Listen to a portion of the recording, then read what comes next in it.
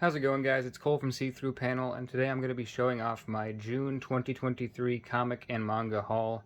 I got like 15 books this month, so it's going to be a longer video. I'm going to try and go a little faster than I normally do. Obviously, I'm not going to be spoiling much, just flipping through some stuff. I haven't read most of these books, or any of these books, maybe, and I really don't want to spoil myself or you guys, so I'm going to get straight into it now, because we got a lot of books to cover. I already spoiled this in my last video, but I did get Kaiju number 8, volumes 2 and 3 by Naoya Matsumoto, published by Viz under Shonen Jump, and I really enjoyed the first volume of the series, just want to see more of it, and I'm really excited to get deeper and deeper into the story that is, I think, around 10 volumes deep right now. I don't really want to catch up, because then there won't be more to read, but I do want to continue this story, and I just am in love with Naoya's art style. Really fantastic artwork in this book. Really great cartooning, facial expressions, a lot of comedy, but there's also a lot of dramatic, serious moments. That's all I'm going to say, because we got to get moving. Next up, let's do Batman One Bad Day, The Riddler by Tom King and Mitch Gerads from DC. Not Black Label. I thought it was Black Label. Just a standard sized, kind of like cheaply produced hardcover. Not much bigger than a trade. I think I have a trade to compare it to. We'll get to that later. It's fine. It's about trade size. DC's hardcovers are lackluster. Pretty cheaply made. Definitely just a glued binding. Nothing too crazy. But the contents are what I'm here for. Just a one-shot, single-issue story. Basically an alternate take on the Riddler. I have no idea what the story is about. I just know that it was very well received, and I will read anything Tom King writes. Mitch Gerads doesn't hurt. I really like his art a lot. I got familiar with him on Mr. Miracle, and then Babylon. What the other Tom King work? Sorry, I can't remember. King of Babylon, something of Babylon. But I'm really excited to read this. It's going to be a nice short read. I'll probably cover it in a video when I'm looking for kind of a palate cleanser, something nice and short that doesn't really keep me occupied for weeks on end. But Mitch Gerads does have just the green in this is really cool. The color work. Who is coloring it? Oh, Gerads does his own colors. Okay. Oranges and greens mostly, but pretty excited about that. All of the books in this haul I'm just like really excited to read, so it's going to be just me gushing over things I got. Up next, Legends of the Pierced Veil Izuna by Severio Tenuta, published by Humanoids. This is the sequel to Legends of the Pierced Veil, The Scarlet Blades, and then the sequel to this is Mask of Fudo. But I already read Mask of Fudo because I didn't think it was related, because it doesn't say Legends of the Pierced Veil on the copy I have. But this is, in fact, the middle volume, so I'm going to be reading them in order after Fudo. I'm going to be kind of careful about this because there's a lot of nudity in Humanoids books in general. Although I did find Mask of Fudo to not have a ton of nudity, which I think it's a crutch sometimes, and I enjoyed that. Carita Lupatelli seems to be the artist here. Tenuta was just a storyboard artist for this, although it does look strikingly like his artwork from Mask of Fudo that I saw. Although slightly different, a little bit different painting style, but overall it just looks gorgeous. And I did really enjoy the world of Mask of Fudo. I'm going to be doing a video on that probably late this week or early next week, because I thoroughly enjoyed that book, although I did have some gripes with it that I will talk about. But just like that book, this looks gorgeous. The world is a fantasy Japan, and it's very, very immersive, very cool to get into the lore of it. And everything is just so visually stunning. A lot of gore, a lot of violence. But that's what you get with Humanoids, nudity and violence, pretty much. Next up, let's do Mashal. Oh, that's upside down. Mashal, Magic and Muscles, Volumes 1 and 2 by Hajime Komodo. I hope I'm saying that right. Like most manga, published by Viz. It's $10, like most Viz manga volumes. I got into this because it looks like a comedy, and I don't really have a lot of comedic comics, and I want to really get into that genre sometime. Also, just because I'm a fantasy nerd, and this is kind of like Harry Potter meets... it's just a comedy Harry Potter, where instead of our main character being like a chosen one wizard, he's actually just a guy who's super ripped and can't do magic, but skates by because of his physical prowess. He just punches real hard, he's super fast, and he gets by just on basically almost magical, his magical physique, pretty much. It does look really funny to me. I don't know anything about it other than what I just said, but I'm really excited to get into it because I'm trying to dip into some new ongoing manga instead of just hitting the classics all the time like I have normally, like Blame, Blade of the Immortal, Akira, stuff like that, Berserk. Up next, let's do the big boy. This is The Scumbag by Rick Remender and so many artists that I can't tell you them all. Published by Image in this gigantic hardcover. Remender always does oversized books, but this is just ridiculous. Here, I'll put a trade for you. There you go. It's gigantic. Turn it on its side. You can hardly even see the trade on that. But so this was kind of a pricey book because of the ridiculous quality of it. Spot varnish there.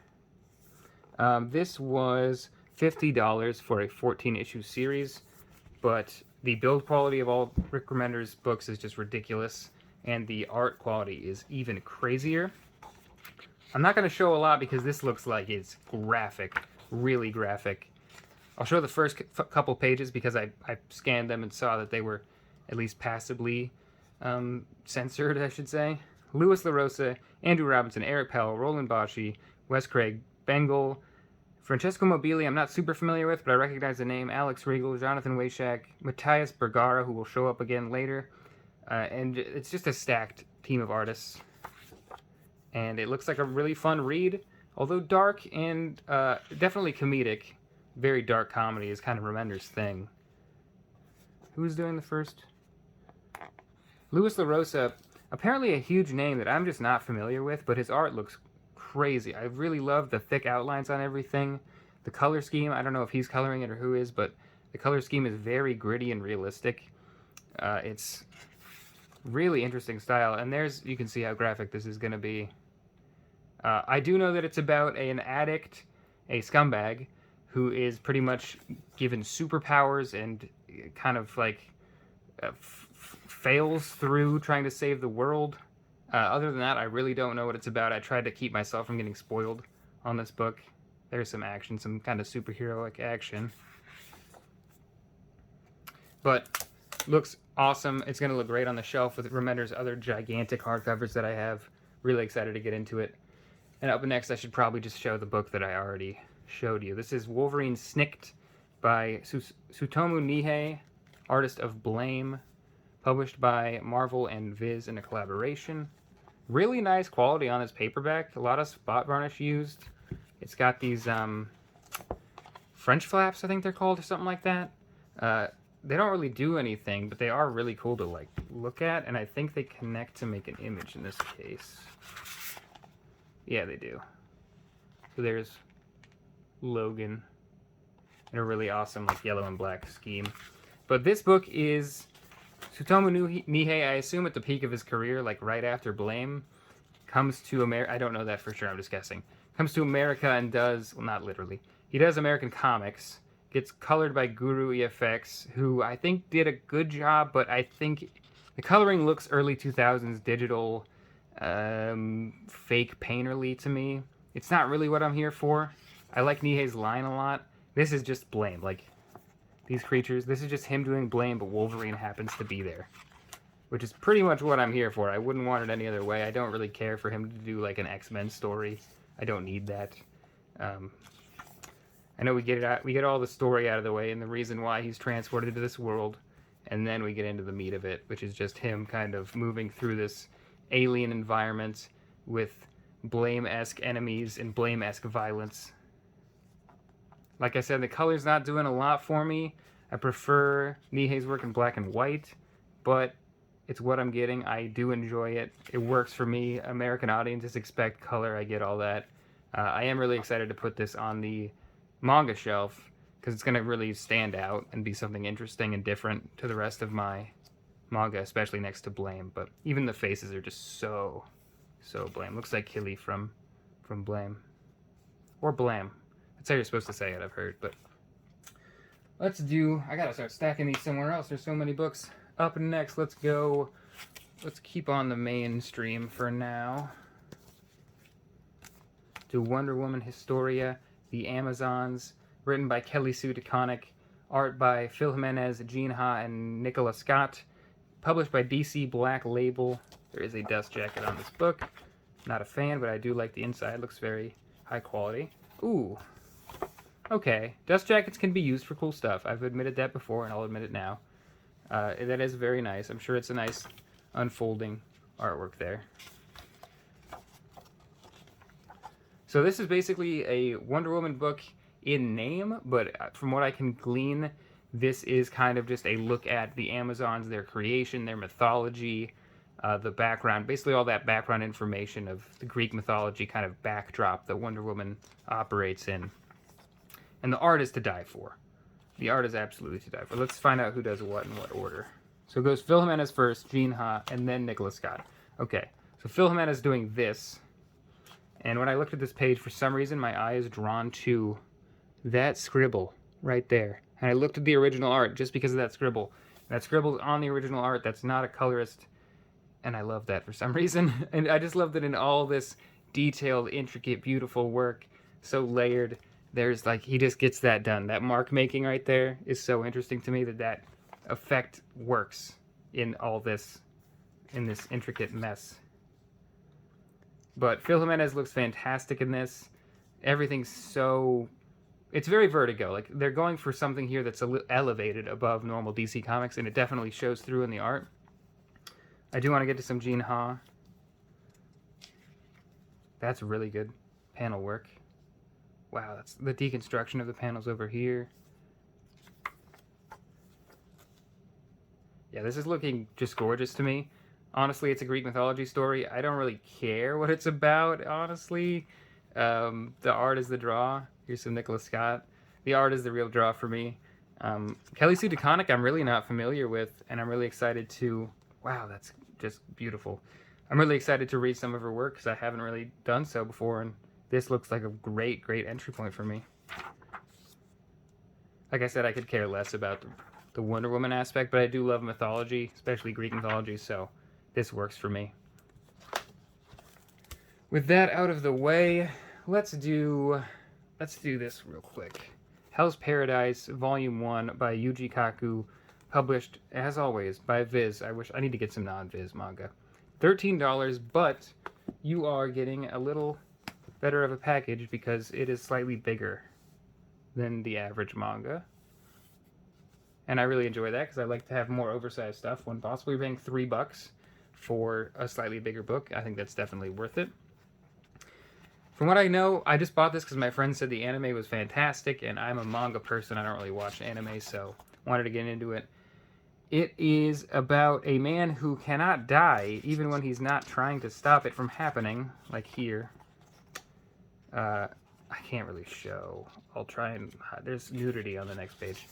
The sword just breaks. Sorry, I'm off to the side, but I can't show you the other page. The sword just breaks trying to cut his head off. And he can't die, and he wants to die. I can't recall his name. I really wish I could. I haven't read it yet, so who am I to know? But I'm really intrigued by the story. But I won't lie, I'm mostly getting this because I know it's like 11 volumes, maybe 12, and it ends, and that's a contained series, and I want to read some contained manga because every other manga I started reading is ongoing. Ooh, besides Mashal. Mashal actually ended at like 14, and I'm happy about that, so I can finish something for once in the manga world. But yeah, I think it's about a man who can't die, and he just can't figure out why he can't die, and then someone tells him, it's because you love your wife so much, you don't want to die, you're an idiot, you can't understand that, I think. Hopefully I'm not getting that wrong. And that's what the book's about. I don't know what Hell's Paradise, his name's Gabimaru. I don't know how Hell's Paradise factors into it. I think they're living in kind of a, like, underworld environment, and then the upper echelon people, the high-ranking members of society live in this heaven-esque area, and they're living in hell, I think, but that's all guesswork. Art looks beautiful to me as well, but very stylish. Really enjoying what I'm seeing so far. I can't really tell if it's like shonen or seinen or what it is based on what I've been told. Maybe like a little in between. Maybe a higher level shonen, something a little more adult, but not berserk, we'll say.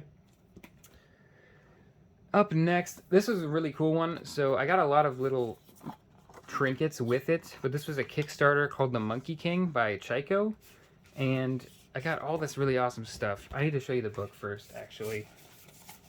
Let me get down to the book. There's just so much, like, extra stuff they give you. So, here is the book by Magnetic Press. Beautiful, kind of gold foil. The rounded edges you're used to for a Magnetic Press book. You can't really tell, but the material on this is like a fabric-y, vinyl-y kind of feeling. It's not like smooth. You can hear it, really. And there's 2 volumes of this book with more foil here. That's really, honestly, production-wise, Magnetic always kills it. Comes with, this is just the Kickstarter, so I don't know if you don't need all this stuff. The book is the main selling point. But the Kickstarter came with this really cool poster, double-sided, and it came with some prints with that same vinyl-y, fabric-y, okay, nothing on the back. And that's the second one, and the third. I should have read this. This came in the mail the day after my last haul video, and I just haven't shown it off or put a video up because I wanted to do it in this video. Stickers, obviously great. And a bookmark, the only really practical thing I'll probably be using from this package. But also this really cool coin, kind of like it has some weight to it. Not cheap, but fortune, longevity, happiness, prosperity. And then it says, Sun Wukong, the Monkey King, the great sage equal to heaven. Which is really cool. That's just a cool little trinket. Doesn't really factor into the book's quality or anything like that, obviously, but it's just a cool little thing. And I was drawn to this Kickstarter because I love the myth of Sun Wukong. The story is really cool. Journey to the West is too long for me to ever want to fully read myself. So I figure I'll read it in comic form. And this beautiful cartooning really sold me on this book itself. So I'm not going to get too deep into it. It's the story of Sun Wukong, if you're familiar at all. Starts off as a kind of clever monkey, becomes eventually the Monkey King, almost a godlike figure. It's kind of it reminds me of the Hercules book I covered, where it's going to be a long adventure book with a lot of godlike status, a lot of high power entities, a lot of kind of vague mythology stuff that happens that you don't know why it's happening, but it's the will of the gods type stuff. Looks awesome to me, and just the kind of story I like to read, so was really excited. Don't know what I'll do with all the trinkets. Really no idea. Up next, man, there's a lot of books. Night Fever by Ed Brubaker and Sean Phillips, published by Image. I'm going to start going faster. Retailing for $25. This is a noir book, obviously. It's made by Ed Brubaker and Sean Phillips. I don't know what it is. It looks like it has a little masquerade theme going on. I only bought it because I buy everything this duo does because they are the best creative team working in comics right now. And they have been for a long time. I think Jacob Phillips is probably coloring it because Jacob Phillips is coloring it. He does this effect with the overlapping colors, kind of creating some texture and stuff, which I really like. It works well for Sean Phillips' art. I don't know anything about it. It's going to have crime. It's going to have intrigue, probably some sex and violence, usually some alcohol and drugs, and probably a sad ending, and you're not going to feel very good about yourself. That's all I can say. I'm not going to flip through it very much. It's got nudity in it. I can almost guarantee it, even though I haven't looked. Especially considering the masquerade theme. Like, that's going somewhere. And yeah, looks awesome. Could not tell you a bit about it. But I got the Ultimates Complete Collection by Al Ewing because I loved The Immortal Hulk, and I decided I've loved everything Al Ewing's written. I'm going to read his big cosmic mess that gets railroaded by Marvel into some BS event tie-ins. And it looks really cool. Kenneth Rocafort does the art for the first few issues.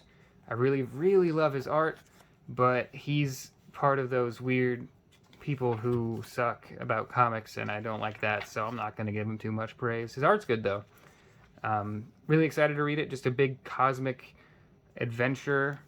I know that light spoilers, they turn Galactus into the Lifebringer or something like that. They like make it so instead of destroying worlds, he like recreates them. Yeah, right there. Just love Al Ewing's work. I haven't read anything bad by him yet, and really excited to see what he does with a big cosmic scale Marvel thing, even if he gets kind of shoved to the side because of Civil War II or whatever that stuff was. Goodnight Pun Pun by Inio Asano, published by Viz, obviously. Volume 1 out of, I think, 5 or 6. I know this is just the story of a kid growing up, coming of age kind of thing. He is portrayed as this little bird kind of guy, and everyone else is in very fine detail, almost photorealistic, really. It's kind of got this like sticky, textured thing to it, which is really nice, but it doesn't slide across the mat, so it's kind of hard to show you some stuff. But the art is to die for. I've heard the story is very affecting, and I'm probably gonna cry. Definitely gonna cry. And I'm really excited because I've heard it's one of the best series to come out in like ever. And Inio Asano is really awesome. I wanted to get his new book, Dead Dead Demons DDD Destruction, but I could never find Volume 1 at the bookstore. I'll just order it eventually. But yeah, main character is always shown as this little bird, while everyone else is, you know, in Asano's actual style. No idea about it. I'm sure you guys loved it if you read it, manga people, but I'm excited to get into it. I've been recommended it 1,000 times, and it's everywhere on the internet. So lastly, I'll show off the book I'm probably most excited about from this haul. It's Coda by Simon Spurrier and Matthias Bergara, published by Boom with an exclamation point. Book 1, because when this released, they announced they're coming back for more, which I'm super excited about. This retails for $50, and I haven't covered all the prices on the books, but I'm telling you this is $50 because you should get it. It's got spot varnish on the back. It's got spot varnish on the front.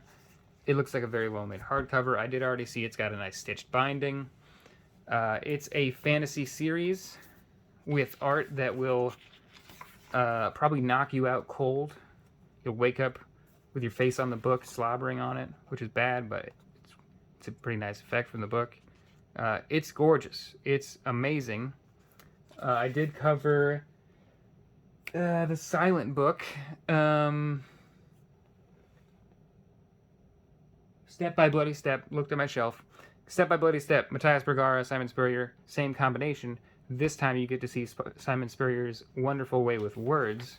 I have read the first few issues of this years ago, was stunned, and I've been waiting ever since to get a complete collection. I almost bought the whole trade collection. I think there's like 4 trades or something like that. Like 50 different times throughout the years, but I just wanted to wait for a hardcover. I knew it would happen. It came out in French first, even though this is an American comic. I swear somewhere in Europe got it first, and I was happy because I knew it would happen to us eventually if that was happening, but sad because I just wanted to get it. And finally, I've got it. So it is a fantasy romp through a beautiful, brand new created world by Simon Spurrier. Art, as you can tell, is just glorious. I can't really describe Bergara's style because there's a lot going on. It's very cartoony, but there's so much painterly color on the page. The landscapes are gorgeous and so finely detailed, but the faces can be just very sparse when he wants them to be, with a lot of emotion. Spurrier is a very, very clever writer. The dialogue just is razor sharp. Hand-drawn sound effects, crazy layouts in hand-drawn sound effects. Yeah, just read this because it'll knock your socks off, and it's some of the best comics I've read in years, and I've only read like 3 or 4 issues of it, and I've been just stopping myself from reading the rest for years because I wanted a physical book. That's how I prefer to read. And the sepia tone. Yeah, this is my favorite thing from the haul. 15 books, but that's my favorite thing. Not to undercut anything else. Everything else looks awesome, but that's my favorite thing. I'm gonna start laying these out because this has been probably one of my longest videos ever. I'll try not to do a video this long. again soon-ish. But there's a lot here. I mean, there is a lot here. I got manga out the ass, which is awesome because I've been waiting to get a nice manga haul. And just so much stuff. And the crown. Oh, wait. Doesn't fit. This doesn't... These are here, too. Okay. Thanks for watching. If you watch this whole thing, you're a psychopath, but I really appreciate you. I've been getting a lot of subscribers lately, and I really appreciate that. I really am happy when people comment and stuff, so obviously do what you want. You don't have to do any of that, but when you do, I really appreciate it, and I like to talk to you guys in the comments. So thank you so much for stopping by. Have a great week. Peace out, guys.